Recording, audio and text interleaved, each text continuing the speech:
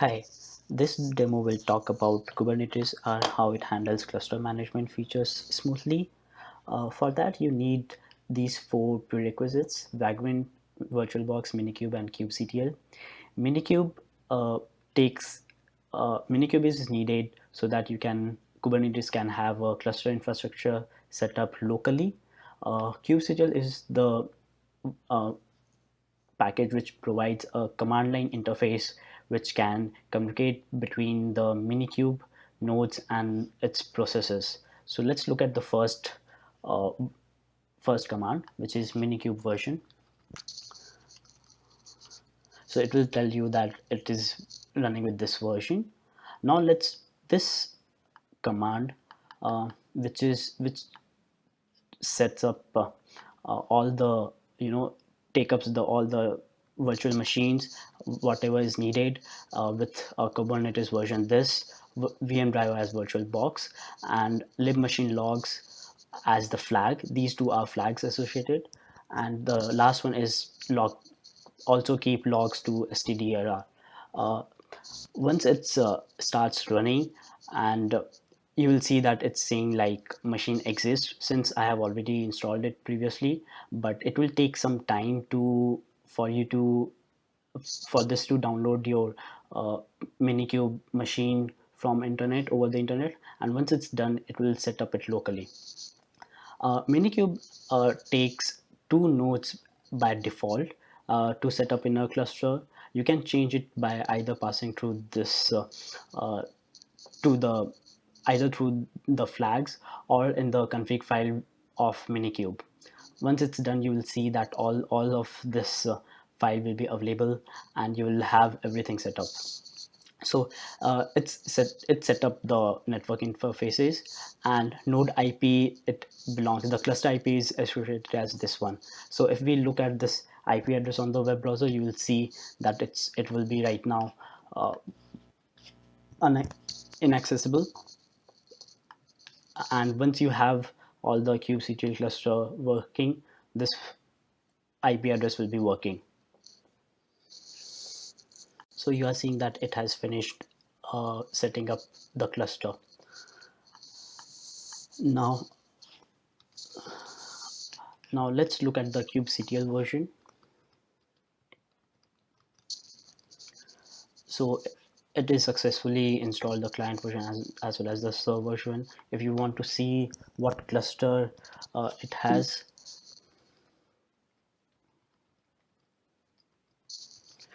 it will give you a details about where the Kubernetes master is running and the DNS and the accessible dashboard which can be used. The next is us to install a service on this cluster. For that, this is the basic tutorial which is provided by the uh, developer from the Kubernetes itself, which just takes into account of which pod it is running and what what pod services it's using. So now let's look at the next command. So it's saying that it's trying to create a container. After some time you will see that this container will be created and it will be up and running successfully. Now let's see whether the container is created or not. We run this command again, and you will see that the container is created and it's up and running properly. Now let's look at the describe nodes command.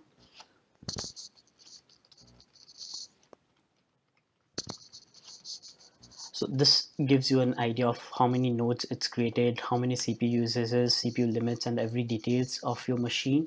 And if you see that this is the IP address which I was talking about, it has provided. So nodes is this. Now let's look at the next command, which is expose deployment. Remember, while creating our that service, we provided it with a ghost name. So we are using the same name to make this service publicly be accessible, so that any person can access this using the IP addresses and port. For that, this is the command. You have to specify this flag type equals to node port. You see that it's exposed. Now if you try saying the service, describe service, and host, you will actually see the port address associated with it. This is the port address which it has been associated. So if you get the this one with this port number,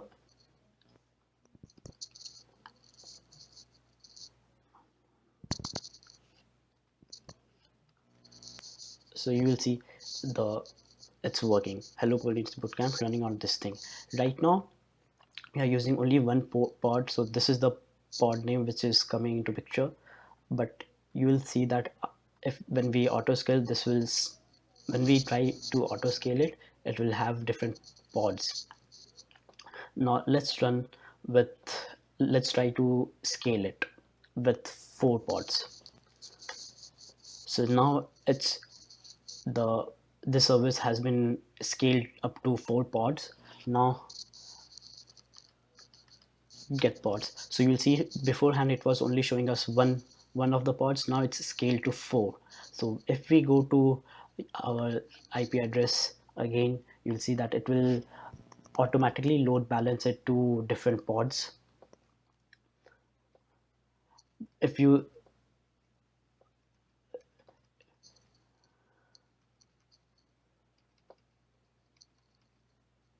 so it changed its pod name. Before it was showing this, you will have to keep reloading your tab very fast so that more number of requests can go to the your master node.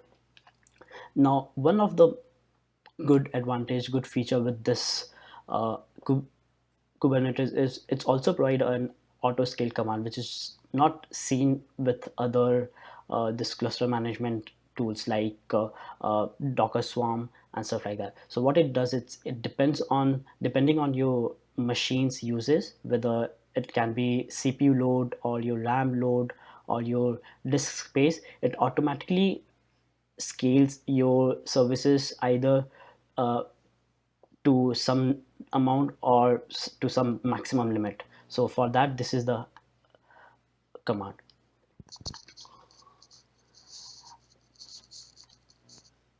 So sorry about that. That's ghost name. So you will see that ghost is auto scale.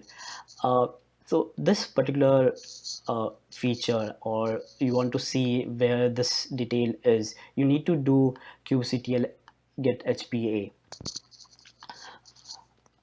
HPA is nothing but horizontal pod auto scaling, which talks about like where this thing is. So Ghost is running with 50% CPU load, and minimum pod is 1, maximum pod is 10. So it can auto scale to 1 or 10.